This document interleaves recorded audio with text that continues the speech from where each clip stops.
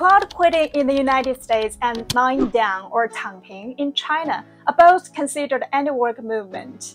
Young people in both countries are tired and burned out due to three similar reasons. However, they are facing different future landscapes. Hi, I'm Wendy. From cross-cultural perspective, let's first look at what causes young people's depression and anxiety. Economy issues come first.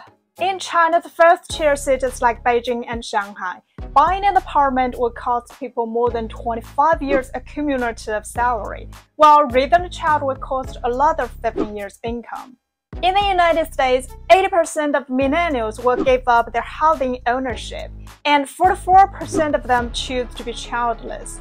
So, people begin to question, does life mean buying a house and raising a child?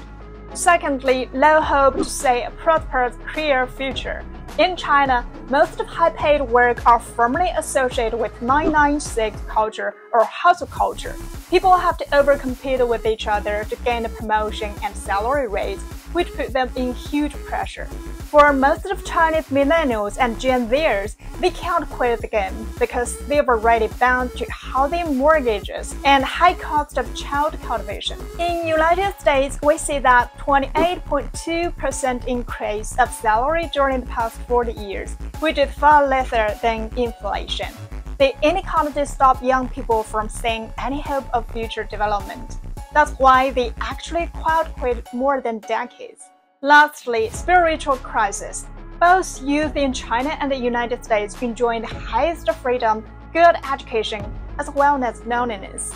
We are educated to start hard and get a job, then find a spouse and raise a child.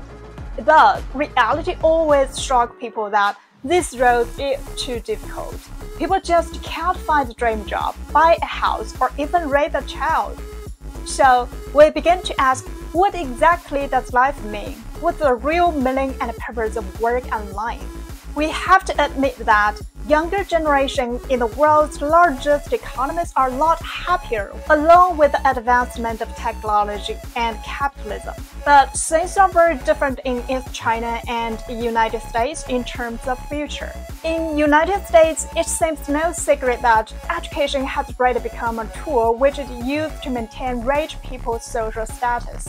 That means poor people have barely chance to move upward. But in China, common prosperity is a fundamental principle of society. So, on one hand, Chinese authorities lay down hammer on real estate and education training to reduce cost of living for young people. On the other hand, national strategies like rural revitalization and Belt and Road Initiative open new platforms and windows for young people.